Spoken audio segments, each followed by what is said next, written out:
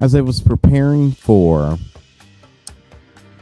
the show this morning, a song came on by the OJs, and it got me thinking about how local elected officials, they're just like backstabbers. What do you mean by that, Davante? Well, what I mean by they're just like backstabbers is they smile in your face and they tell us what we want to hear when they're in our faces, but when they're not in our faces, they take the knife and grind it into our back and stab us in it, and they don't give us what we said we wanted and what they agreed to do. So in that sense, they're just like backstabbers, aren't they?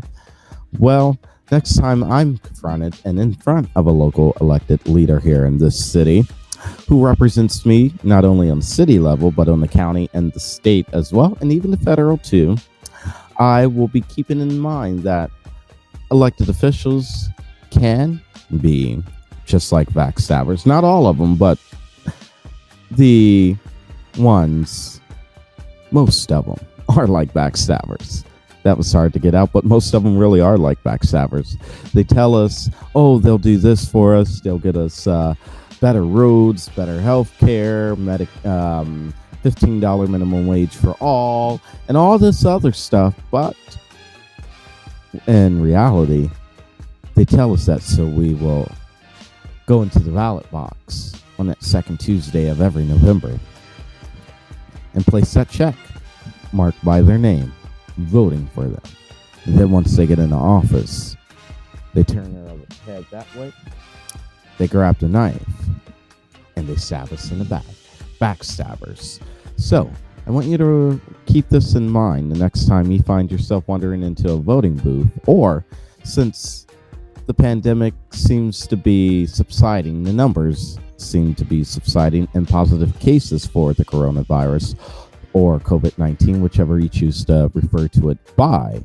I want you to remember that most elected officials, when you see them out for the first time in over a year, they're telling you what you want to hear.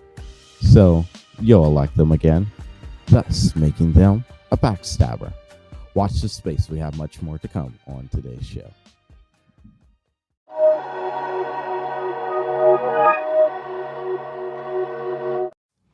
My name is Julius Bailey, and I seek to become your next city commissioner here in Springfield, Ohio.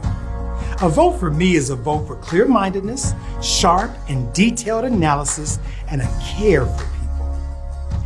I'm not a typical politician. I'm an administrator, a teacher, a servant. I don't promise what I cannot deliver, and I don't scratch where I don't itch.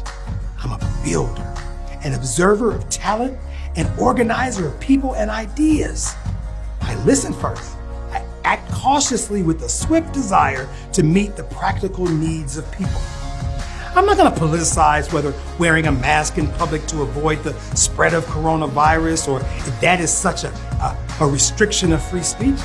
I simply care for myself and others.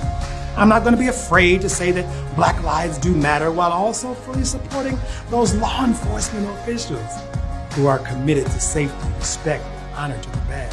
My pro-choice stance, it does not make me pro-abortion, and my advocacy for same-gendered loving couples earning access to all of civil rights, it don't make me non-Christian. Springfield, we have real problems. We must broaden our business and job-creating base. We must support colleges like Clark State and Wittenberg who seek to hone the talent, minds, bodies of our citizens to move us all toward greatness. You know, I want you to see what a political office ought to be. Springfield, Ohio. Let's build together.